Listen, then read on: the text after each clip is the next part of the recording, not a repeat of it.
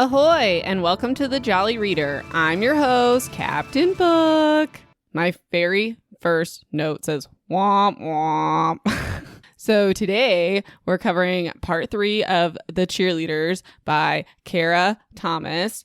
And it's chapters 16 through 22, plus there's like an epilogue or whatever. And pages 244 through 370. I read this in one day. I don't have a ranking system yet, but on a scale from 1 to 10, I would give this a solid meh. I will say, though, I am furious because the timeline is completely made up and changes for no reason. Like, they give you one date, and then literally 2 paragraphs later on the same, page, it's a different date. It doesn't make any sense, so we'll get into that. Turn down your volume, folks. Also, it's annoying. I'm just, ranting about the book before we get into it, I guess, but it's hard to follow, and there's a lot of characters and information that's added, way too late, and it's not even, hinted at. This is not a slow build book where it's oh, I'm curious about this thing. Oh, it all makes sense. Literally, the big ending, you know how there's always, the climax of the story, could have happened in, the second or third chapter and would still have made complete sense, and you're like, cool, that was a really fun short story I found online. It did not need to be 400 pages. Just, like I said, womp womp. Ahoy, crew, here's the tea. No, really, I'm talking about tea right now. Plum Deluxe tea. It's a loose leaf tea, which is really easy to do. I'm never doing bag teas again. I'm telling you right now. Also, it's all hand blended, fresh, best ingredients. There's bold black teas. I like the Reading Nook blend black tea, and I'm not just saying that because the name's adorable. I'm saying that because I didn't know I liked black tea, but man, this went down smooth. It tasted great. They also have relaxing herbal blends, dessert teas. There's a vanilla sugar cookie dessert tea. It smells and tastes like a real sugar cookie. Oh, and I forgot to mention, they have a Tea of the Month club, which gets you free shipping and other amazing perks. I very much am going to continue to support this small business. And if you like to too, you can visit plumdeluxe.com/listen and use the code JOLLYREADER to save 12% on your first order. Tea makes a great gift. That's plumdeluxe.com/listen, JOLLYREADER. I think I'm going to go brew myself some now. Bye! So, summary of last time. If you saw my Instagram post, you'll know what's coming, but it's hard to summarize this book because there's a lot going on and a lot of characters, but in reality, there's nothing really happening and nothing really matters at the same time. It's the most confusing feeling in the world. So instead of doing a summary of last time, I made up a quote unquote, very heavy on the quote, cheer, and just a heads up, I wrote it before I read the final part, so there's no spoilers or anything. And honestly, it just kind of reads like the Truly Devious letter / a slam poem. So I'm really excited to embarrass myself. Ready? Okay. The cheerleaders, what can I say? Monica, she's just okay. They all think Ethan's a creep. He seems pretty normal to me. Jenny's dad's kind of sketch, but he isn't my first suspect. A car accident, murders, and suicide could be connected to the pickup truck guy. This is my favorite part. Coach Brandon does like to engage with girls a few years underage. Can't forget that girl, Carly the cokehead. She was friends with all the girls who are now dead. I don't know the conclusion to this story, but I'm guessing it's kind of boring. Go, Jolly Reader! Was that terrible or what? Because I loved it. Okay, things to look forward to. Basically, we find out the truth about everything, and there's no cliffhangers. And even though my lingering questions is literally a page and a half of notes. But, I mean, that's about it. I don't have much else to say. Me and my first mate, Josh, already figured it out, so I'm guessing some of my crew had as well. So let's get into it.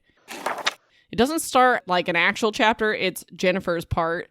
5 years ago, October. So, at first...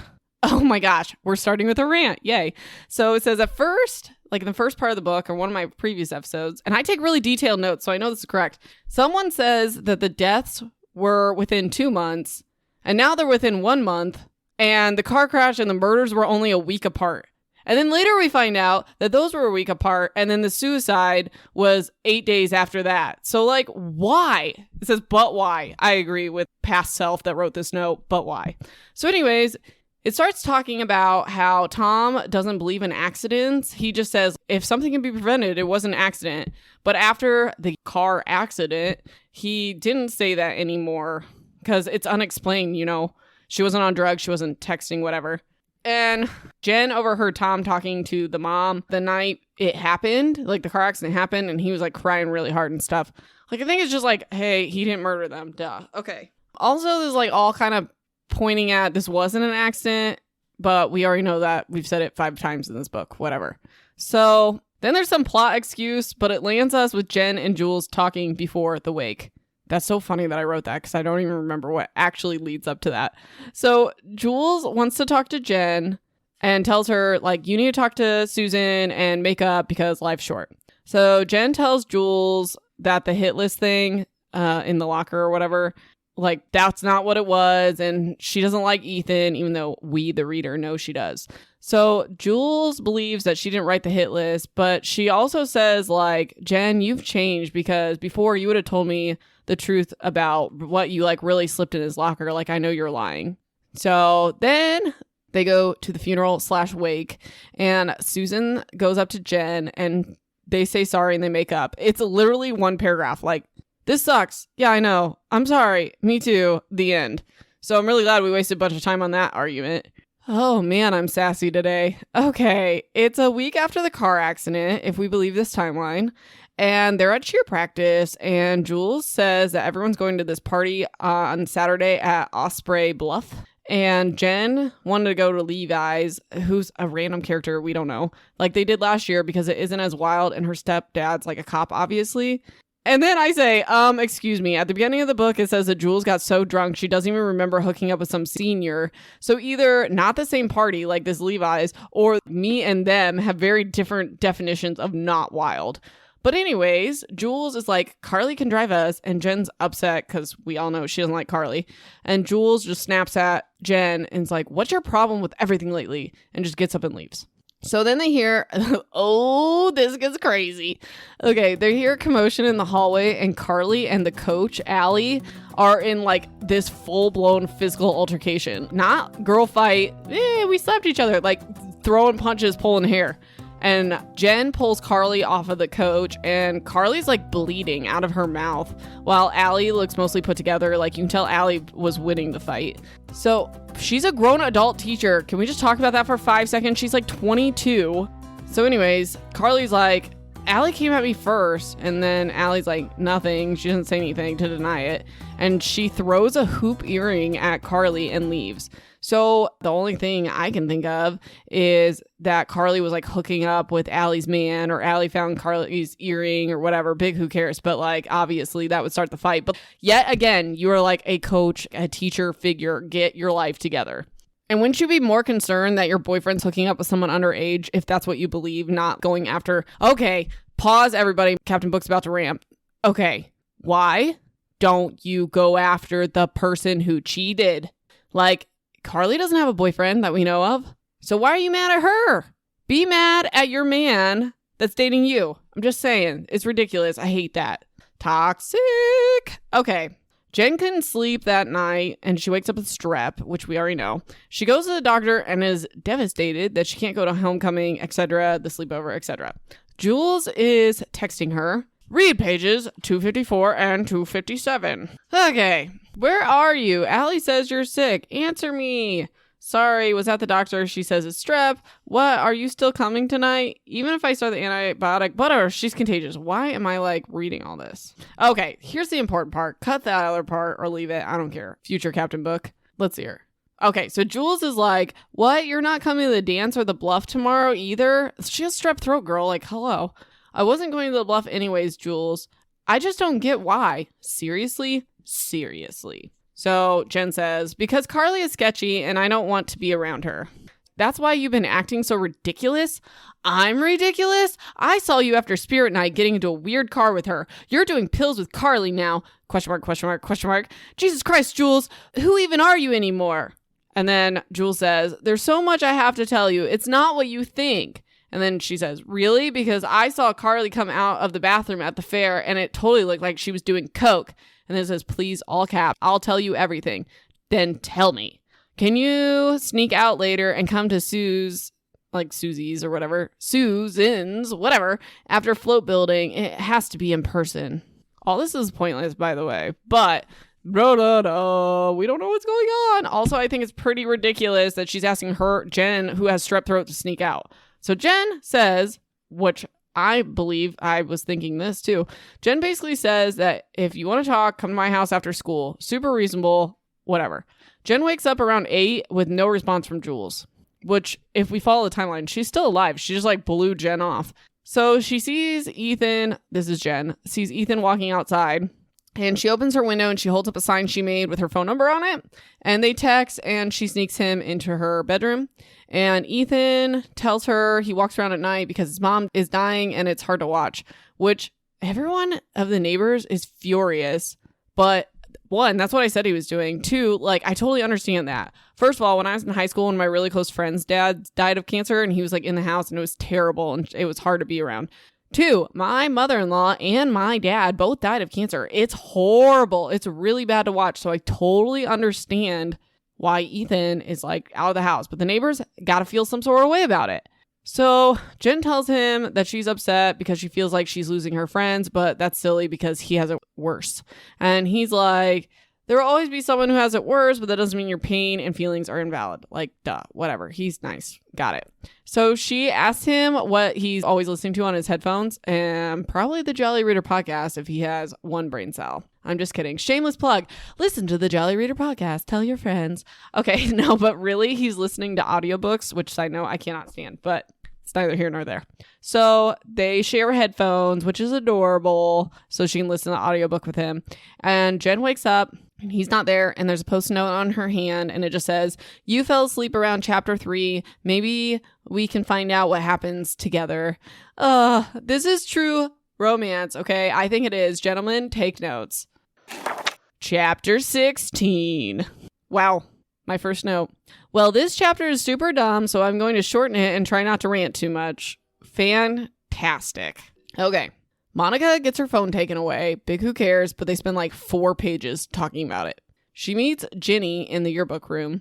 Ginny made a fake Facebook profile and got Carly to follow it. Blah, blah, blah. She explains how that's done. Go watch Catfish. Whatever. I'm not going to explain it on here. So she found a picture of Carly standing in the back of a pickup truck with no other details.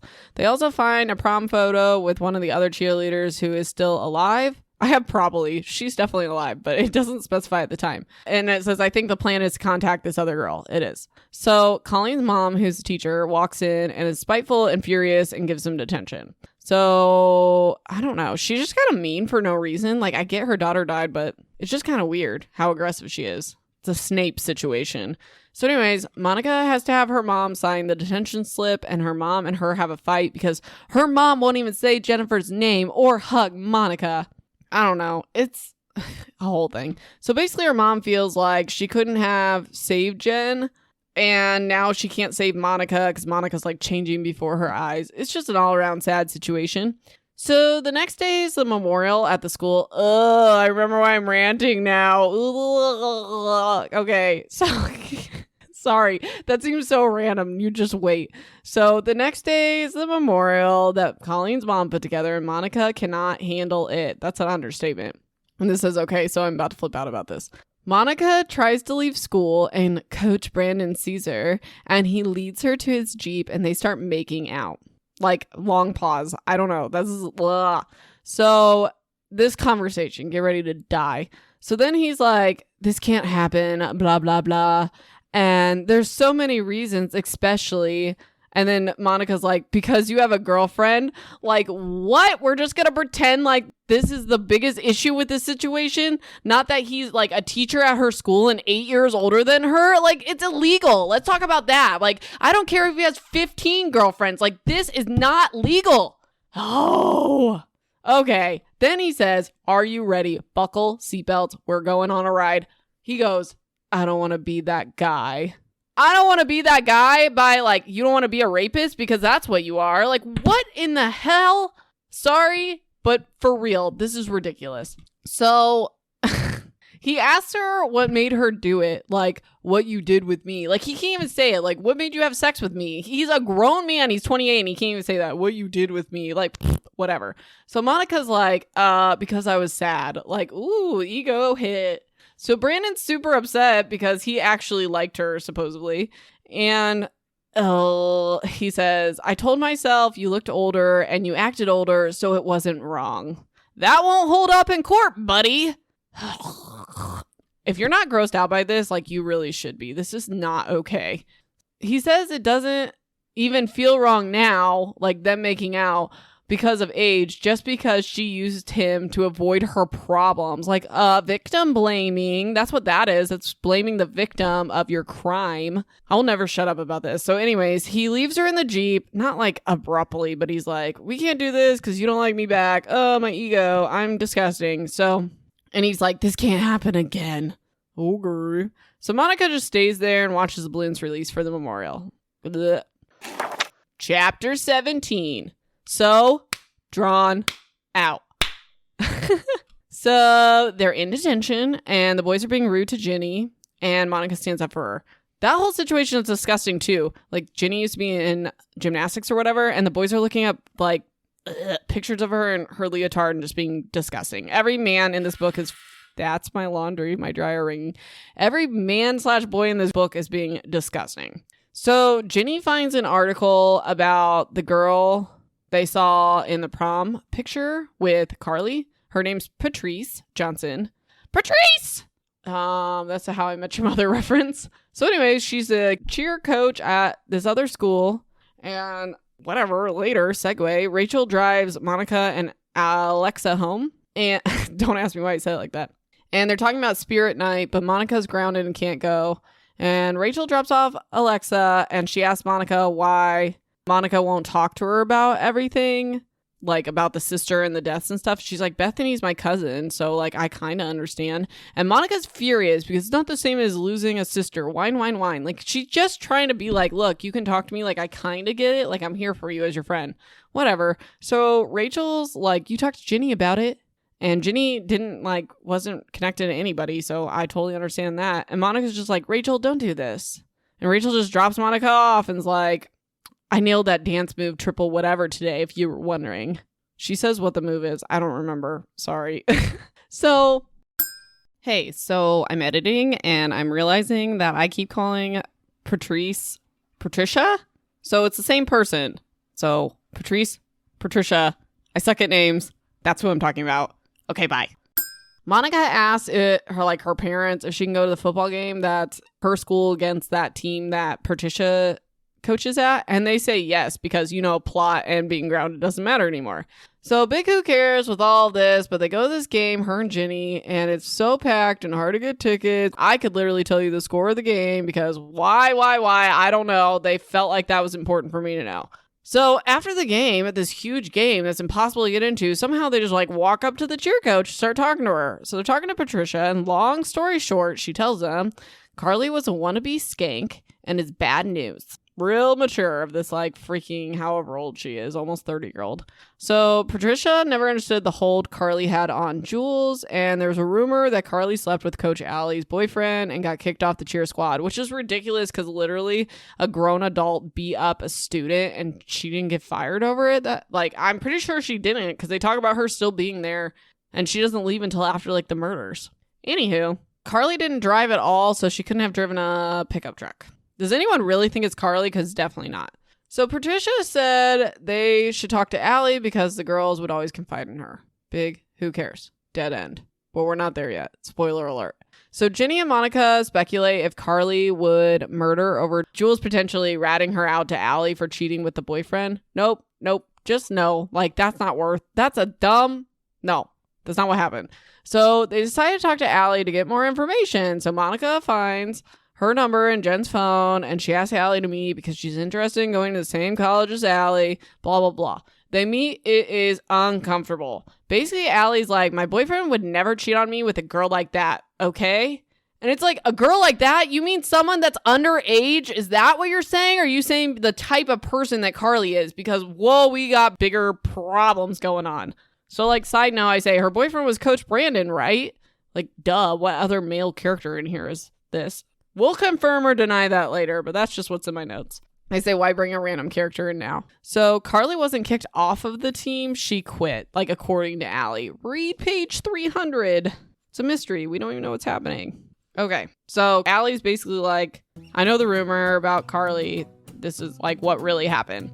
I don't know why you care, but no, it's not true. The whole thing got blown out of proportion. I found Carly's earring in my boyfriend's car. Obviously, I asked him how it got there. He said that his best friend had met Carly over the summer and they've been hanging out. One night, Carly called them up asking to buy her beer. They picked her up and her earring must have fallen out in the boyfriend's back seat.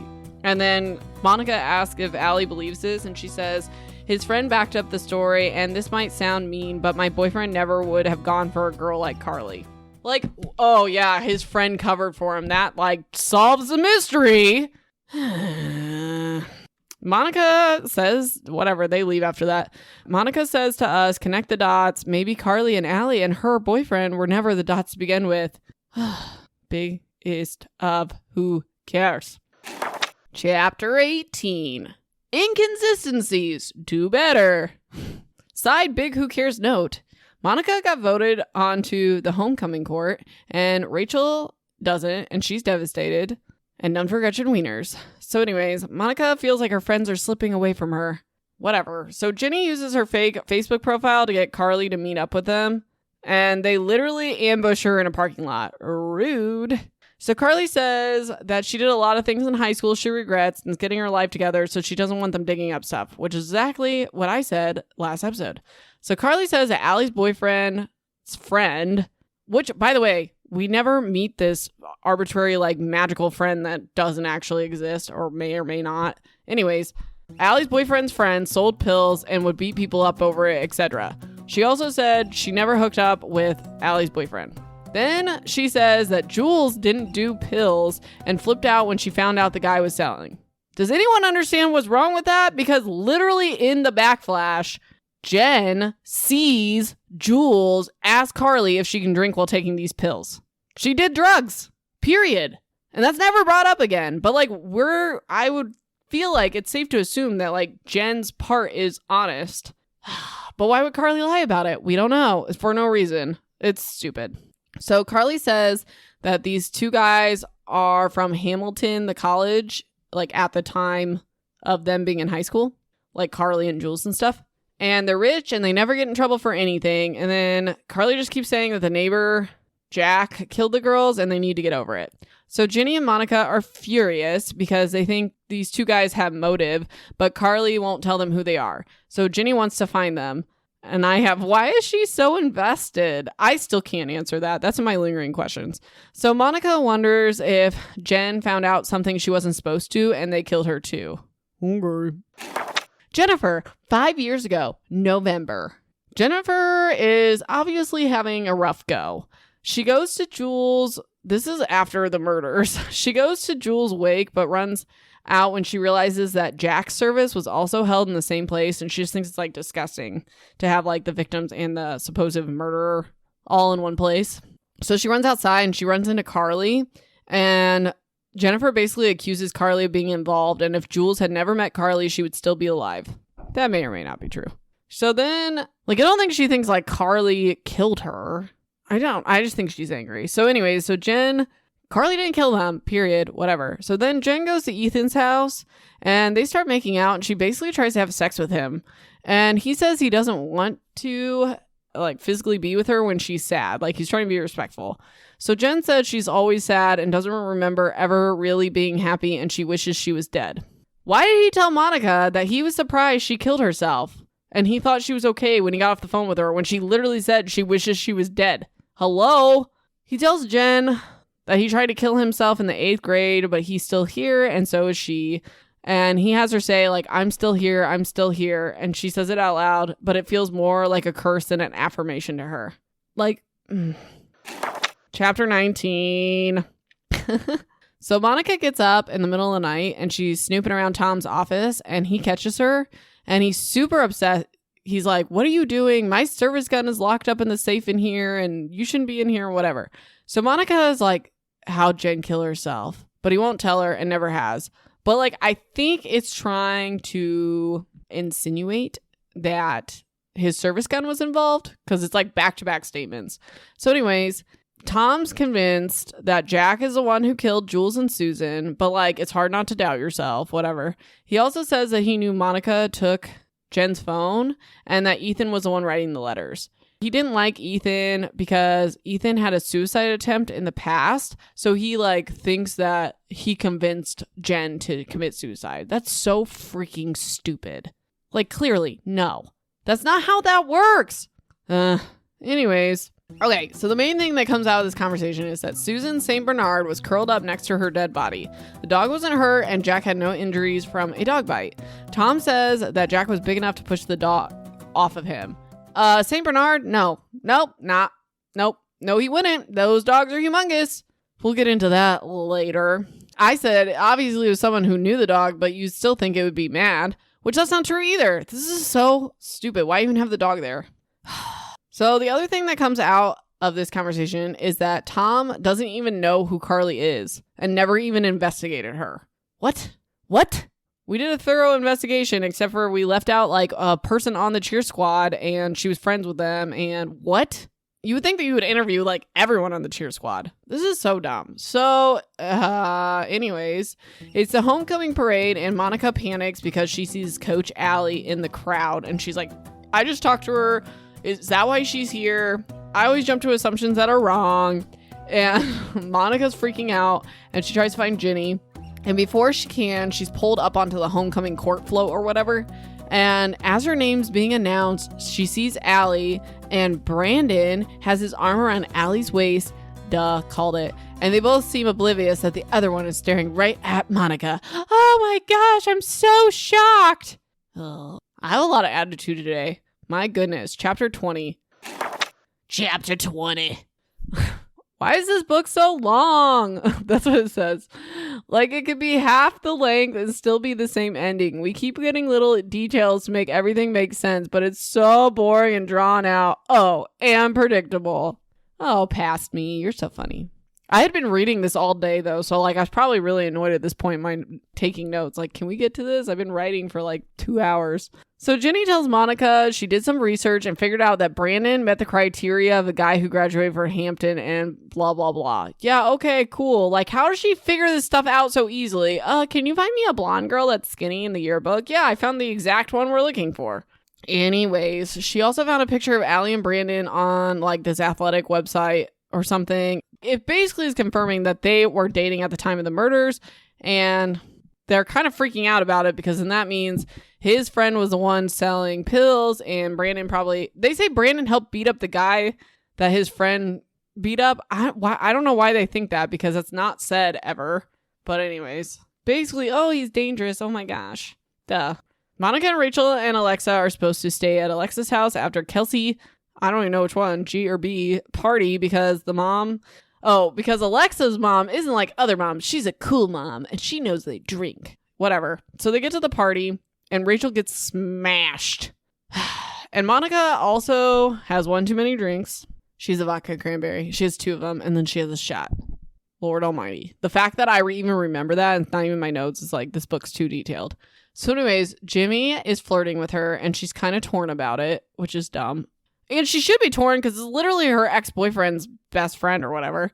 So before the party, backflash, whatever. Like before they left for the party, Brandon texted Monica and was like, we need to talk. And now they're at the party because she ignored it. And he texts her again. He's like, I'm parked down the block. Can you come out or whatever? We need to talk.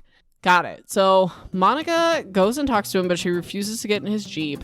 And he's like, why were you talking to Allie about Carly? And Monica tells Brandon that she didn't know that Allie was his girlfriend. And she also says that you were Coach Allie's girlfriend during the time of the deaths, weren't you, or whatever? And he doesn't know where she's going with this, blah, blah, blah. She's trying to leave and he grabs her wrist and Monica freaks and is like, don't ever come near me ever again. And he's like, Jesus Christ, Monica, okay. And like leaves like, okay, you're a psycho. So Monica calls her mom drunk to pick her up, and they basically make up because it's almost the end of the book, and her mom actually loves her despite what Monica has been saying all book, and we gotta tie this up with a bow. Monica also makes up with Rachel through text because, ooh, the book's ending. We don't want anyone to be mad. So why am I so annoyed? Okay, Monica texts Ginny about Brandon showing up to the party, but she's drunk, so Ginny calls her and is your text doesn't make sense. And Monica says she messed up bad with him, and Ginny says for the win, Monica, look, it's not your fault. He's much older. You understand what happened to you, right? And she's 16 and he's 28. It doesn't matter that she, quote unquote, came on to him, climbed on him in the truck or whatever that night. It does not matter. He is a rapist, period. Okay, now we got that cleared up. I will say, time out before we move on, I do like that this book is addressing statutory rape, and just because you don't feel like a victim doesn't mean that what happened wasn't wrong. And I don't know, good awareness. Sorry if this is triggering to anybody, but it's important to know that just because Monica was willing, quote unquote, she's still underage and she can't really make that decision, and he's 28 and he's a creep. I don't know. Sorry for the interruption in our regular funny podcast, but this is serious, and I want you all to know that I care about this. That's why I'm so mad, because I've been saying this since the beginning. Okay. Monica says she knows, she finally understands that she was a victim in all this, and she's going to tell Tom everything in the morning. She should have just told him then, but plot. So later when she wakes up in the middle of the night, she conveniently remembers something Allie said. The guys, being her boyfriend and the friend, shouldn't have been hanging out with a high school girl. Duh. But not girls. She says girl singular. So we're coming to the conclusion out of nowhere that Allie didn't know that Jules was hanging out with them because Brandon didn't want Allie to find out. Oh, da da da. So if you catch her drift, Jules and Brandon were hooking up. It comes out of nowhere. We'll get into that in my lingering questions. So then Monica remembers a picture from the summer when they were working together, when Brandon was a lifeguard. Just above his right ankle on his calf is a crescent-shaped white scar the size of a bite from a large dog. Sorry, not sorry, but you're telling me a St. Bernard that's over 2 feet tall is biting at his calf and not jump attacking him higher and ripping his face off?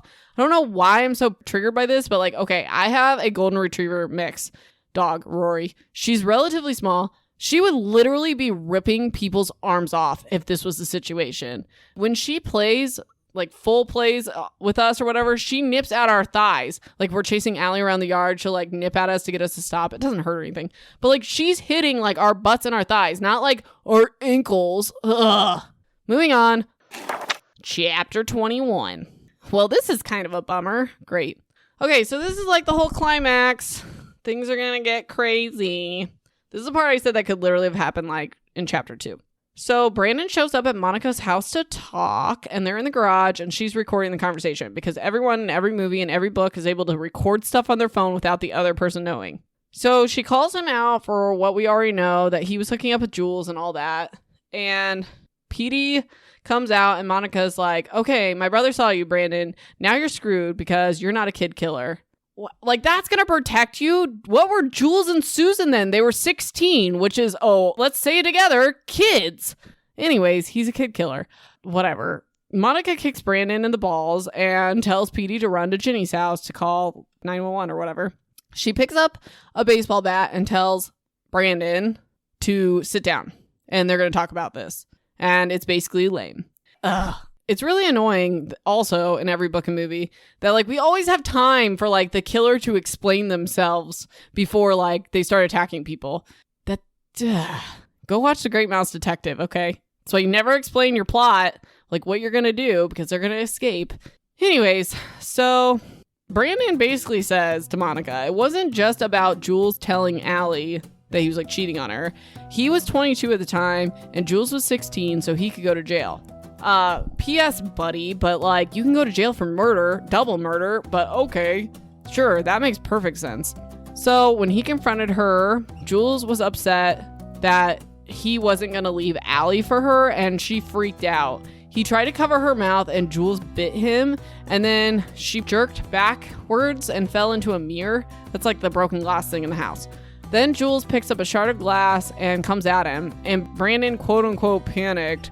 Susan heard the commotion, so he went after her as well, and he wasn't planning on hurting anyone. So like grain of salt with all that, but whatever.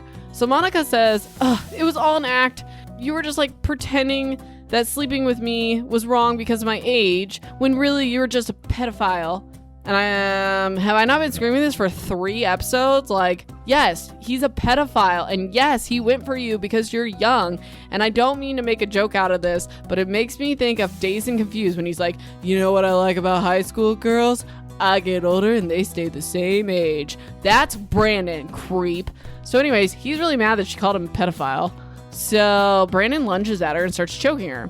And Monica spits out, she's like, this is what you did to her? And Brandon screams and releases her. Ginny had just hit him over the head with a baseball bat, but he isn't dead. So Monica takes the bat and she legit wants to just like kill him. She wants to hit him till he's dead. So Ginny says she'll support whatever Monica decides to do, and she's gonna like tell the police whatever Monica wants her to. Monica doesn't murder him because Jules and Susan's families deserve to be able to talk to him about what happened. So she just kicks him continuously until an ambulance comes. That could kill him too, but okay. This was all super disappointing. Like, sorry, not sorry. 400 pages for just kind of like a dud of a situation. I don't get why the climax of stories is always like this. Bad guy gets figured out, attacks good guy, but there's enough time for a big reveal, which in this case wasn't a reveal at all, and then bad guy dies or gets arrested. Boo. Okay. Chapter 22. My first note in all caps says math, question mark, exclamation point, question mark, exclamation point, question mark. We're going to get into that in just 5 seconds. So Brandon's going to be charged with assault and statutory rape, and Jules and Susan's case will be reopened, even though it's not technically closed, but they're going to investigate it. And Tom's case is getting open too, because obviously Jack wasn't guilty of these murders, so he killed him wrongfully. And we still don't know and never will know why Jack said sorry, but anyways, Monica's mom tells Monica that Jen left a note and mentioned Monica, like a suicide note. She wanted Monica to see California for her. That's what Jen wanted, which is like, whatever. I'm going to get into that more in lingering questions because I rant about it. So Monica quits the dance team and her coach is like, whatever, that's cool. You're all right or whatever. Her coach is like super tough this whole time. I kind of left it out because it's not super relevant.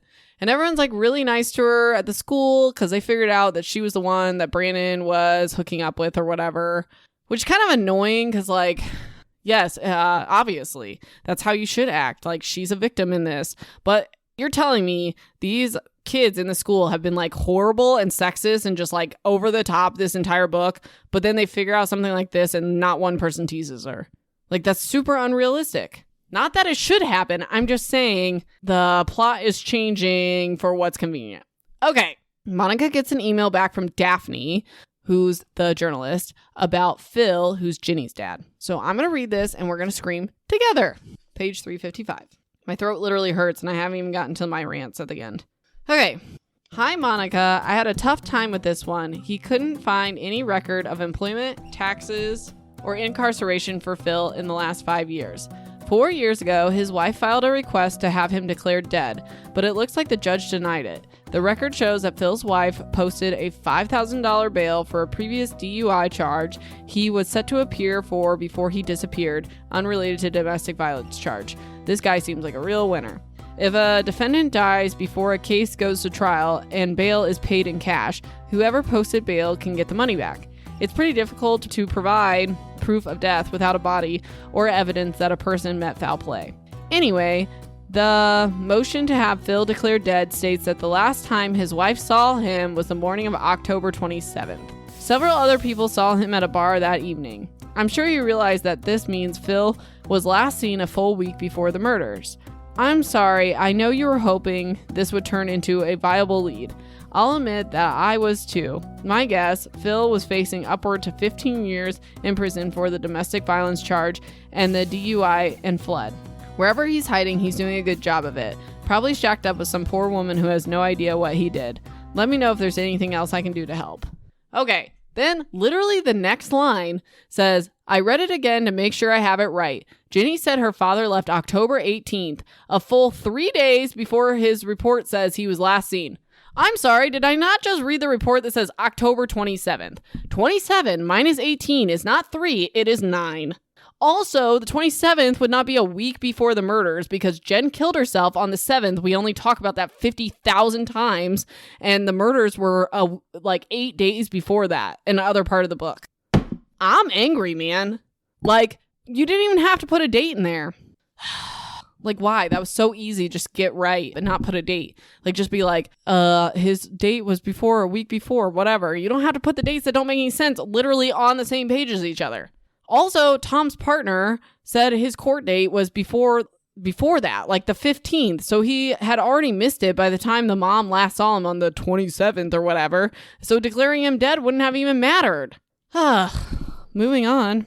Monica goes on a date with Jimmy and it's pleasant. That's really what happens though. So they pass the car accident area for Colleen and Bethany, and Monica gets out because there's like flowers and stuff, and she sees red paint on the railing. Okay, we'll explain that in a minute.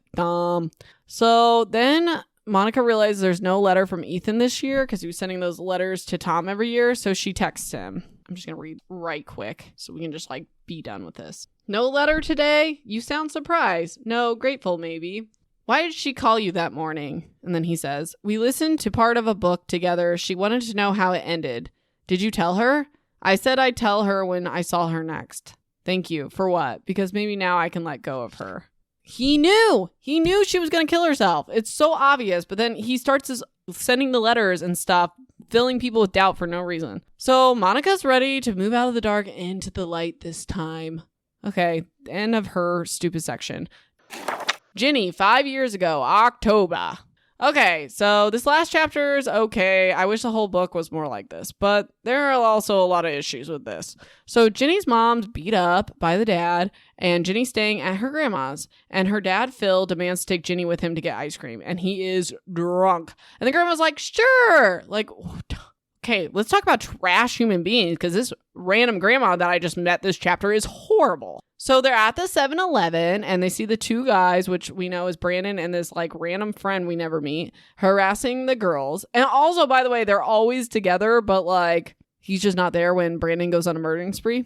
So anyways, the dad, Ginny's dad, Phil, wants to fight them because those girls are too young and that makes him sick. It's like true though. Like this guy, Phil, he's horrible, but like that on point. So they leave and Phil is disgusting is like all I can say about it. He grabs Ginny too rough and he says mean things and he's like, I always protect my family. Like, ugh, he's an abuser and a drunk. Like it's gross.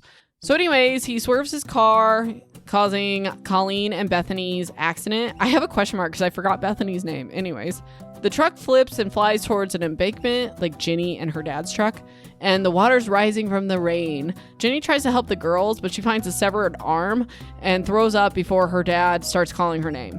He begs for Ginny to unbuckle him so he can climb out the window because I think his arm's messed up and he's drunk, so like whatever. She thinks about her mom's abuse and him killing those girls, so she lets the car slide into the water without helping him.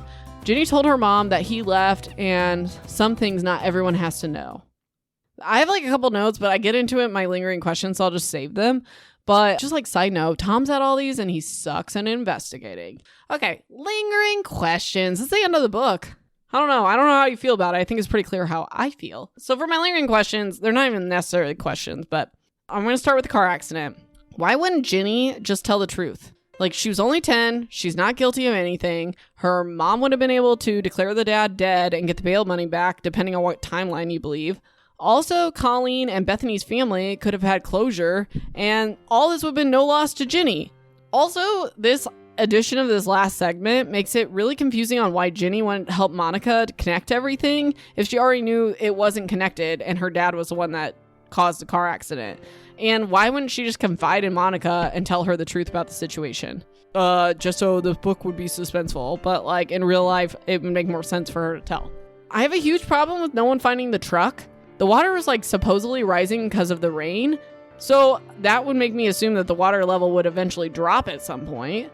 Also, Ginny's leaving as paramedics are showing up, I feel like the truck should have still been like visible in the water. Also, they didn't look for signs of like other cars or anything in this. And if there's still paint on the guardrail 5 years later, I can only imagine what it looked like that night. I mean, this might be a stretch, but I feel like they could have figured out that it wasn't a paramedic that threw up at the scene. It was actually someone else, but whatever. Okay, the murders. So why didn't the reader, us, or Jennifer have any idea that Jules was seeing or dating someone? Like, they all thought it was super obvious that Jen liked Ethan, but no one could figure out that Jules was acting different because she liked/was like obsessed with someone. Also, Jules was like so ready to tell everybody that she was dating him before she died, but never even hinted at it before this point. It was just like, so we could have this aha moment and not figure it out too fast, but still. How the heck did that dog not just like completely murder Brandon? You know I'm screaming about that.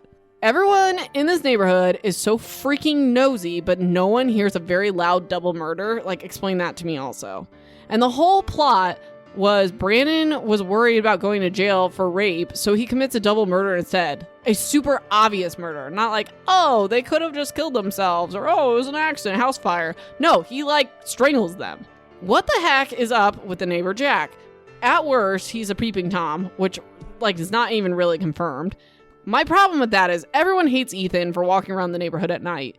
So I don't exactly like trust the judgment of the people in this neighborhood that like Tom was a creep or whatever. Why did Brandon go after Monica and not Carly in the end? Carly was the one that knew he was hooking up with Jules and probably like involved in the murder. So why wouldn't he go after her? It just makes more sense. But anyways, did Jules take pills or not? Which it kind of confronted earlier. Also, if she did take pills, why did Carly provide them and not the drug dealer that was their friend? Also, if this is supposed to be like, oh, she was taking birth control because she was hooking up with someone, Carly's mom would not have extras. It's not how that works. So basically, I feel like Brandon could have gone after Monica at the start and we didn't even need the Jules storyline, if we're just being honest. Okay, the suicide. Why did the parents make Monica feel like it might not be a suicide? Like, why say, no, there was no note? It literally just to drive the plot and to make it mysterious instead of being realistic. Same with Ethan being skeptical. Like, he totally knew once we got all the information that she was suicidal. Jen says it to him. The whole book is based on keeping secrets from the reader to make it mysterious instead of letting the real story just take place naturally. This book is confusing and not very interesting, and my husband brought this up, and I agree. It's based on the police being incompetent, which is super lame, because a good story, you want the bad guy to be clever and not just like the good guys not doing their job, and then some teenager just stumbling upon it. I don't know. I ranted a lot. Bottom line, Brandon is a rapist, and Monica is a victim, and that's not okay. 2, suicide, not a joke. Even the happiest seeming people can commit suicide. And it's not your fault. Like, Ethan feels like it's his fault. It's not. Car accidents happen. Drunk drivers are the worst. Don't drink and drive. Really, as much as I was frustrated with this book, I will say, like, it tackles a lot of really hard to discuss topics. And I hope that I've done them justice, even though this is like a humorous podcast. I don't know. I think that was good to talk about it in an honest way. I just think things could have been handled better with the plot. It not being drawn out, and the dates were like all over the place. So let me just calm down so we can talk about our next book. So I'm happy to announce that our next book was a suggestion from one of our awesome crewmates, Sarah. She and I have had several conversations. She is wonderful and really cares about this podcast, which I appreciate, and she's just fun to talk to. So she wrote to me and said that she would like me to cover One of Us is Lying by Karen M. McManus, and One of Us is Next, also it's the sequel. So just like a fun story, this book like partially inspired the podcast. So I read this book before I started the Jolly Reader, and I was talking to Josh about how I really like the young adult murder mystery genre, and we were joking around, and I was like, I'm the Jolly Reader, like Captain Book, like being punny or whatever. And then he was like, just do it. Just make a podcast or whatever. So I've never covered this. So when I got a message from Sarah and she brought up that I should read it and the sequel, I was like, this is a brilliant idea. I should totally do that because these are really good books. So thanks to our awesome crewmate, just like a million shout outs, I'm going to read the inside cover in typical dramatic fashion. Pay close attention and you might solve this. On Monday afternoon, 5 students at Bayview High walked into detention. Bronwyn the Brain is Yale-bound and never breaks a rule. Addie the Beauty is the picture-perfect homecoming princess. Nate the criminal is already on probation for dealing.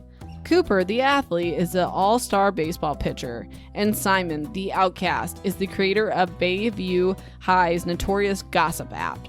Only Simon never makes it out of the classroom. Before the end of detention, Simon's dead, and according to investigators, his death wasn't an accident. On Monday, he died, but on Tuesday, he planned to post juicy reveals about all 4 of his high-profile classmates, which makes all 4 of them suspects in his murder. Or are they just the perfect patsies for a killer who's still on the loose? Everyone has secrets, right? What really matters is how far you would go to protect them. So that's our next book. Side note, I'm taking a week off because we're finally getting the rest of our stuff out of the storage unit in Kansas and bringing it up here to Nebraska. So I have to finish painting and cleaning and stuff before we go get it over the weekend. So I'm just taking a week off. So in 2 weeks, we will have a new episode. So in closing, thanks for listening. You can find me on Instagram and Facebook at the Jolly Reader Podcast. And you can suggest books and I'll give you a shout out, obviously. Subscribe to get notifications for when the new episodes come out.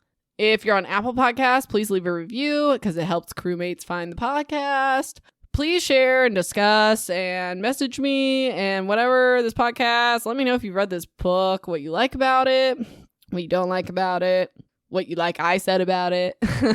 If you like secondhand embarrassment, stay tuned for the outtakes. And I will talk to you next time for One of Us is Lying. Until we sail again, this has been The Jolly Reader. Bon voyage. Hey, you made it to the outtakes. Let's do it. Testing. Oh my gosh. Real talk, I'm so tired. My family and I have been in the backyard swimming for 3 days, and I mowed today. But I read this book in 1 day, and I'm tired. I just said that. I don't know. We'll see how this episode goes. I'm excited to share the ending and just random, but I want this on here. My husband surprised me with a Neopet sweatshirt, and I don't know if it's for my birthday or because he loves me or because I kept sending him links to it. But I know there's like one crewmate out there that understands that reference is probably screaming right now. So just throwing it out there. I'm going to check this. It's been like a minute. Bye. She doesn't even remember hooking up with some senior. So it's going to be a long episode because I'm ridiculous. Let's see here. Oh my goodness, this is a long conversation. Jules potentially ranting. No. Okay. Ow, my finger. Ow, my fingy. Okay.